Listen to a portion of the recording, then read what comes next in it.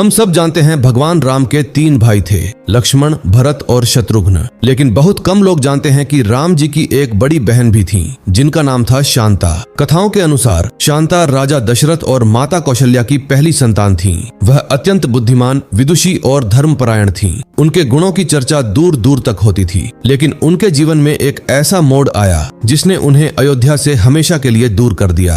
अंग देश के राजा रोमपद के पास सब कुछ था, लेकिन संतान नहीं थी। तब राजा दशरथ ने अपनी पुत्री शांता को उन्हें गोद दे दिया। शांता अंग देश की राजकुमारी बन गई और वहीं उनका पालन पोषण हुआ। समय बीतता गया, शांता बड़ी हुई और अपने ज्ञान, विनम्रता और संस्कारों के कारण सबकी प्रिय बन गई। बाद में उनका विवाह महान तपस्वी ऋषि ऋष्यशृंग से हुआ और यहीं से शुरू होती है एक ऐसी कड़ी जिसका संबंध सीधे भगवान राम के जन्म से जोड़ा जाता है। जब राजा दशरथ लंबे समय तक संतान प्राप्त नहीं कर सके, तब ऋषि ऋष्यशृंग को अयोध्या आमंत्रित किया गया। उनके द्वारा संपन्न किए गए पुत्र कामेष्टि यज्ञ के बाद ही राजा दशरथ को वह दिव्य खीर प्राप्त हुई, जिसके फलस्वरूप राम, लक्ष्मण, भरत और शत्रुघ्न का जन्म हुआ। यही कारण है कि कई परंपराओं और कथाओं में शांता को उस महत्वपूर्ण पात्र के रूप में देखा जाता है जिन्होंने अप्रत्यक्ष रूप से राम जन्म की भूमिका तैयार की। लेकिन समय के साथ उनका नाम मुख्य कथाओं से लगभग ओझल हो गया।